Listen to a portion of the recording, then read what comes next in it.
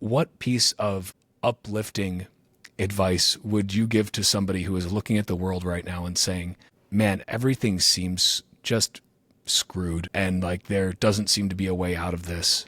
And how do I possibly have hope in a time when it's so easy to be nihilistic? People ask me all the time, oh my God, why are you not, super worried about this or whatever? When I went to combat, it sucked.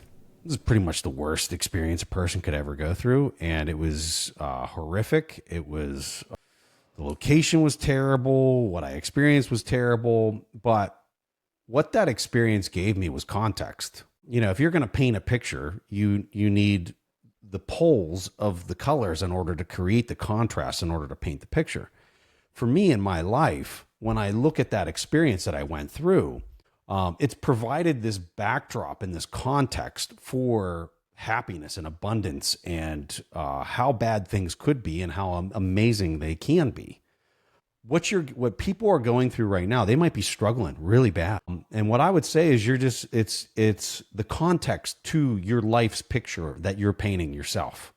And you have this massive opportunity to harness this thing. Since I found Bitcoin a decade ago, like nearly a decade ago, my life just keeps getting better every single day. It really does. And I'm not saying that to sound like a jerk. I'm saying it because other people can have this same opportunity. As long as they're producing some type of excess in their life and they can preserve it and freeze it into this thing that's going to help be their salvation as they're moving forward in their life, that they're not going to continue to be robbed from with the work and the energy that they've already performed, and that they can cash that in whenever they want to cash it in the future. So the future is very bright. From a macro standpoint, you're looking at what these countries are going to go. There's going to be hardship. There's going to be pain. There's going to be a lot of variance and volatility in what's taking place with this reset. And you know what? That's life. That's any life.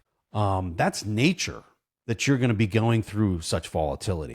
So I guess my recommendation for people is embrace the chaos. Enjoy the chaos.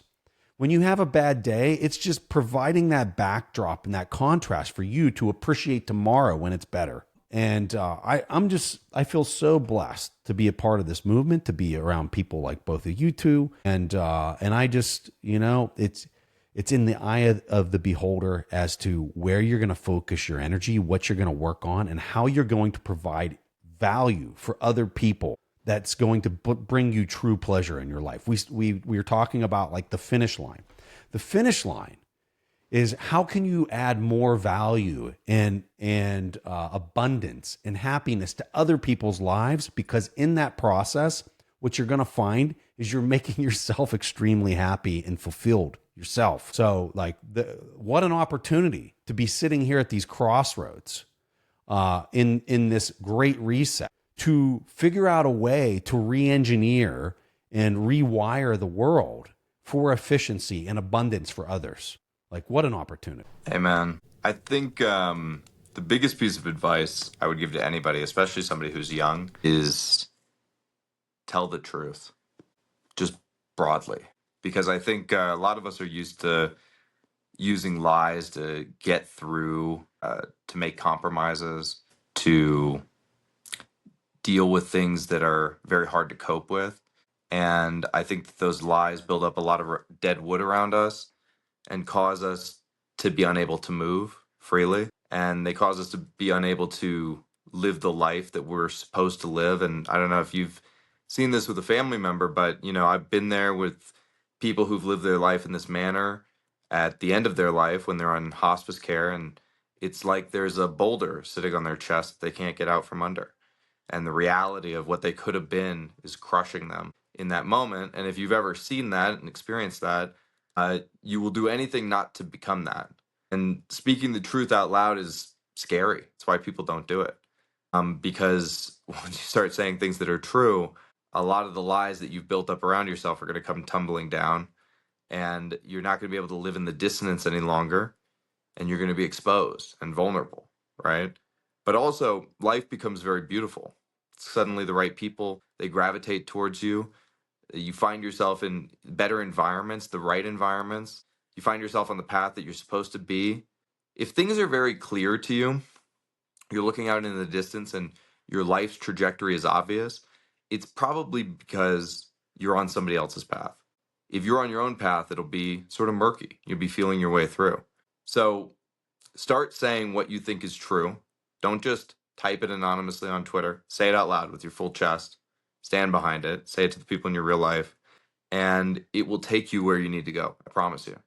And then in terms of like what makes me hopeful, it's the thing that makes me the most hopeful is all of the people that are waking up to what's going on in the world. And it's not just in Bitcoin, but it's everywhere now. There was a Palestinian Israeli protest the other day. I don't know where in the world it was, but it was a bunch of young people. So it was probably on some college campus. It might have been at UCLA.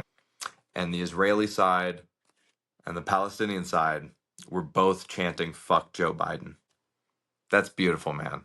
That's America. They both hated the president for totally different reasons. I mean, come on. If that doesn't make you hopeful that the American spirit is still alive, we're an unruly people. We're supposed to be unruly and free and dirty and unwashed and crass. That is the American ethic and ethos. Live free, baby, or die. Okay?